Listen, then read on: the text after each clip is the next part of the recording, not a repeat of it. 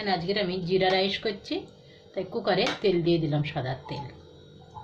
এবার এর মধ্যে কটা তেজপাতা দিয়ে দিচ্ছি আমি, দুটো তেজপাতা, একটা শুকনো লঙ্কা, দুটো ডালচিনির টুকরো, কটা গোলমরিচ দিয়ে দিলাম 7-8টা, আর এখানে দুটো বড়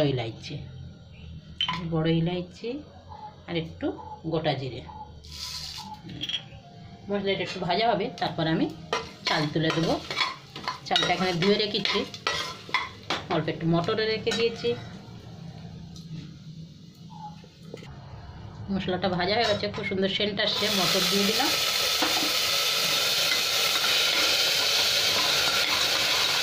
এবার আমি চাল দিয়ে দিচ্ছি।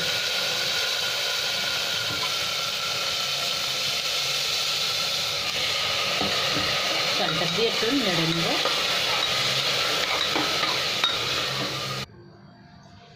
এবার আমি নুন দিয়ে দিচ্ছি।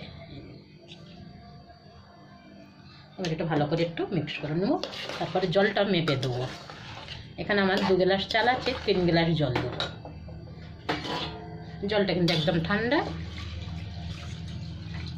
এই জলটা মেপে দিলে কি হয়, ভাতটা খুব ঝরঝরে হয়। এবার কুকারটা বন্ধ করব আর একটা সিটি দেবো, দিলে আমার জিরা রাইস হয়ে গেছে। সাথে থাকবে পনিরের তরকারি। এখানে আমি ফ্রাই প্যানটা বসিয়ে দিয়েছি, তেলটা গরম হয়ে গেছে, সাদা তেল দিয়েছি। এবার আমি পনিরগুলো ভেজে নেব।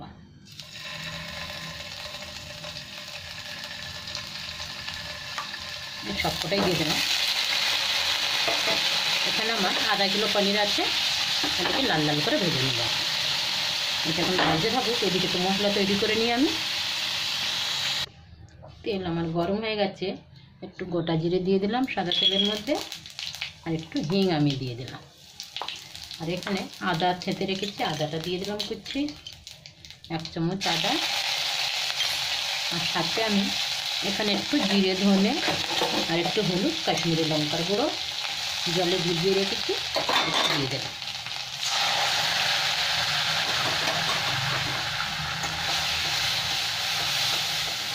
এখানে আজকের আমি টমেটো আর ব্যবহার করবো না, আর কোনো মশলা না, আর একটু কাজু বাদাম আর পোস্ত ব্যবহার করব। আজ একদম নিরামিষ হবে আমার রান্না।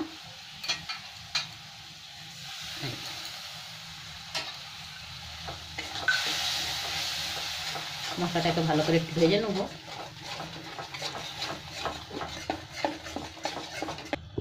এখানে আমার মশলার থেকে তেল ছেড়ে দিচ্ছি। এবার কাজু বাদাম আর পোস্তটা আমি দিয়ে দিলাম, মিক্সিতে বেটে রেখেছিলাম।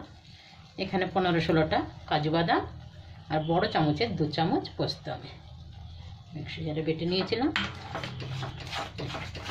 এবার এটাকে খুব ভালো করে মিক্স করে ভেজে নেবো, একটু মশলাটা কষিয়ে নেবো।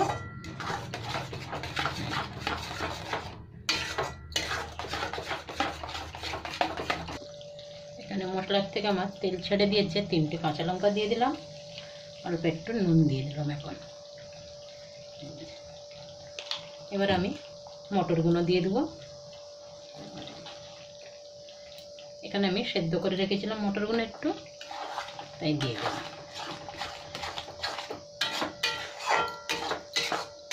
আর একটু কষে নেবো আমি, আরও 1-2 মিনিট কষে নিয়ে তারপর পনিরগুলো তুলে দেবো। এখানে আমার মশলার থেকে তেল ছেড়ে দিয়েছে।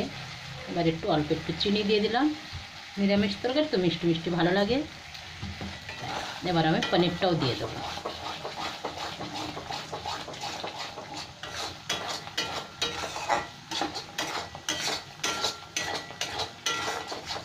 এখানে পনিরও তুলে দিলাম।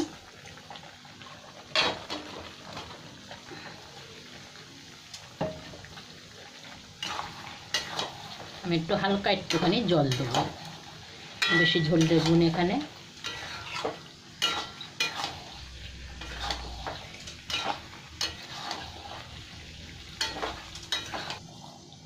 এখানে একটু গরম মশলা দিয়ে দিলাম, দিয়ে ঢাকা দিলাম। আর 1-2 মিনিট ফুটে গেলেই বন্ধ করে দেবো। পনিরের তরকারি আমার হয়ে গেছে, একটু ফুটতে থাকবে। এবার একটু ঢাকা খুলে দেখাচ্ছি। আমি এখানে অল্প একটু ধনে পাতাও দিয়েছি। পনিরের তরকারি আমার হয়ে গেছে, গ্যাসটা বন্ধ করে দিলাম। এরকমই আমার ঝোল থাকবে। ব্যাস এই মাখা মাখা হবে তরকারিটা এরকম। এটা আমার হয়ে গেছে, বন্ধ করে দিলাম গ্যাসটা।